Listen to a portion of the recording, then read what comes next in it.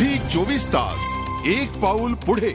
आपला जिल्हा आपली बातमीमध्ये सांगली मालेगाव या शहरातल्या महापालिकांची परिस्थिती झी 24 तासने आपल्या समोर मांडली। आज विदर्भातल्या अमरावती महापालिकेच्या स्थितीवर आमचे प्रतिनिधी राजेश सोनोने यांचा हा स्पेशल रिपोर्ट।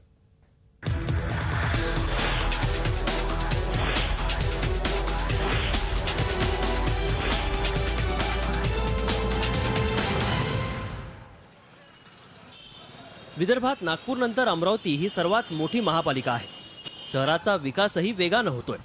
लोकसंख्या जवळपास 7 लाखांवर पोहोचली आहे। मात्र त्या प्रमाणात विकास कामं झालेली दिसत नाहीत। महापालिकेकडून मूलभूत सोयी सुविधाही नागरिकांना पुरवल्या जात नाहीत। शहरात स्वच्छता आणि आरोग्याचा प्रश्न सतावतोय। अमरावती महानगरपालिकेतील रस्ते असो, नाल्या असो, अशी मूलभूत सोयीची जी कामं व्हायला पाहिजे ती अमरावती महानगरपालिकेतील जनतेला ते उपलब्ध होऊ शकले नाही। ही खंत या एक नागरिक म्हणून मला या आणि नगरसेवक म्हणून या महानगरपालिकेत आहे। महापालिकेला विविध करांच्या माध्यमातून 134 कोटींचं उत्पन्न मिळतं। खर्च मात्र 180 कोटींच्या घरात आहे। त्यामुळे उर्वरित रकमेसाठी महापालिकेला राज्य आणि केंद्र सरकारच्या निधीवर अवलंबून राहावं लागतं।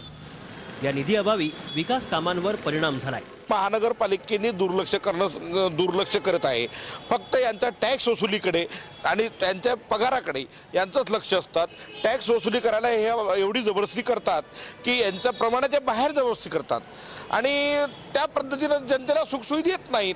मात्र नव्यानं रुजू झालेल्या मनपा आयुक्तांनी उत्पन्नाचे स्रोत वाढवून आणि थकीत कर वसुली करून निधी उभारण्याचा प्रयत्न करणार असल्याचं म्हटलंय। शासनाचं अनुदान आणि महानगरपालिकेचं उत्पन्न असं म्हणून आपण महानगरपालिका चालवत असतो आणि लोकांना त्यांच्या सुखसोयी, त्यांच्या मूलभूत सुविधा ज्या म्हणतात आहे, रस्ते, नाली, पाणी, देन इलेक्ट्रिसिटी, सुशोभीकरण यावर आपण खर्च करत असतो। अमरावती महापालिकेवर गेल्या 10-12 वर्षांपासून काँग्रेस राष्ट्रवादीची सत्ता आहे। मात्र मूलभूत सोयी सुविधांचा अभाव असल्यामुळे नागरिकांमध्ये नाराजी आहे। झी 24 ताससाठी राजेश सोनोने, अमरावती। झी 24 तास एक पाऊल पुढे।